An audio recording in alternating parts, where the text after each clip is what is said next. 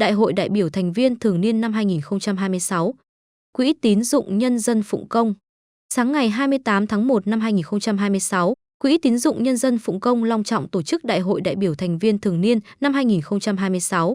Đây là sự kiện quan trọng, thể hiện tinh thần dân chủ, đoàn kết và trách nhiệm của toàn thể thành viên trong việc tham gia xây dựng, định hướng phát triển Quỹ tín dụng nhân dân Phụng Công ngày càng an toàn, hiệu quả và bền vững.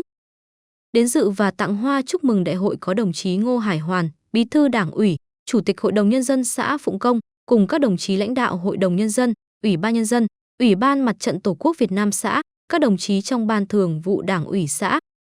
Đại hội vinh dự đón tiếp bà Đỗ Khánh Huyền, đại diện Ngân hàng Nhà nước khu vực 12 đến dự và tặng hoa chúc mừng đại hội.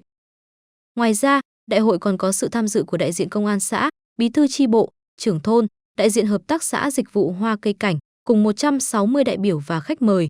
Đến chung vui và tặng hoa chúc mừng đại hội còn có đại diện các quỹ tín dụng nhân dân xã bạn trong và ngoài tỉnh, thể hiện tinh thần đoàn kết, gắn bó, hợp tác và hỗ trợ lẫn nhau trong hệ thống quỹ tín dụng nhân dân. Đại hội lần này triệu tập 170 đại biểu, đại diện cho 861 thành viên Quỹ tín dụng nhân dân Phụng Công tham gia thảo luận, đóng góp ý kiến và quyết định các nội dung quan trọng của quỹ. Tại đại hội, các đại biểu đã được nghe báo cáo đánh giá kết quả hoạt động năm 2025, báo cáo kết quả hoạt động của Hội đồng Quản trị và Ban Giám sát Quỹ. Theo đó, Hội đồng Quản trị Quỹ tín dụng nhân dân Phụng Công đã triển khai thực hiện hiệu quả nghị quyết đại hội, quản lý chặt chẽ kết quả hoạt động kinh doanh, thực hiện phân phối lợi nhuận năm 2025 theo đúng quy định, ưu tiên bổ sung vào vốn tự có nhằm tăng quy mô nguồn vốn của quỹ, tạo nền tảng vững chắc cho sự phát triển ổn định, lâu dài. Bên cạnh đó, Hội đồng Quản trị đã kịp thời ban hành nghị quyết điều chỉnh, hoàn thiện quy chế hoạt động, bảo đảm phù hợp với tình hình thực tiễn và yêu cầu kinh doanh của quỹ, đáp ứng nguyện vọng chung, chính đáng của các thành viên. Hội đồng Quản trị cũng đặc biệt quan tâm chăm lo đời sống vật chất, tinh thần cho cán bộ, nhân viên, xây dựng môi trường làm việc đoàn kết, trách nhiệm, tạo được sự tôn trọng và quý mến trong tập thể, coi đoàn kết nội bộ là sức mạnh, là yếu tố quyết định thắng lợi trong hoạt động kinh doanh của quỹ. Kính thưa ông Ngô Hải Hoàn, Bí thư Đảng ủy, Chủ tịch Hội đồng Nhân dân Phụng Công. Thưa công bà đại diện cho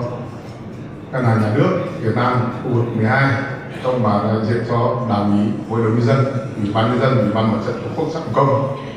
Thưa toàn thể các ông bà thành viên, lời đầu tiên cho phép tôi thay mặt cho đoàn chủ tịch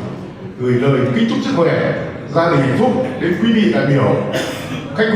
quý thành viên.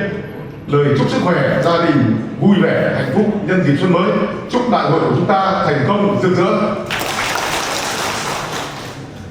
Phát biểu tại đại hội, ông Trương Mạnh Quân, Giám đốc Quỹ tín dụng nhân dân Phụng Công đã trân trọng cảm ơn sự quan tâm, sự hiện diện của các đồng chí lãnh đạo, các vị đại biểu, khách mời, đại diện các quỹ tín dụng xã bạn trong và ngoài tỉnh đã đến dự, chúc mừng và động viên đại hội.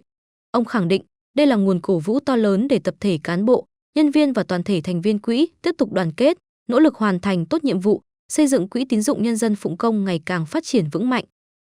Phát huy những kết quả đã đạt được, Đại hội đại biểu thành viên thường niên năm 2026 đã thống nhất phương hướng, nhiệm vụ và các giải pháp trọng tâm trong thời gian tới nhằm nâng cao hiệu quả hoạt động, bảo đảm an toàn vốn, bảo vệ quyền lợi hợp pháp của thành viên, đóng góp tích cực vào sự phát triển kinh tế xã hội của địa phương. Với tinh thần đoàn kết dân chủ đổi mới phát triển, Đại hội đại biểu thành viên thường niên năm 2026 của Quỹ tín dụng nhân dân Phụng Công đã diễn ra thành công tốt đẹp, tạo tiền đề quan trọng cho chặng đường phát triển mới trong thời gian tới.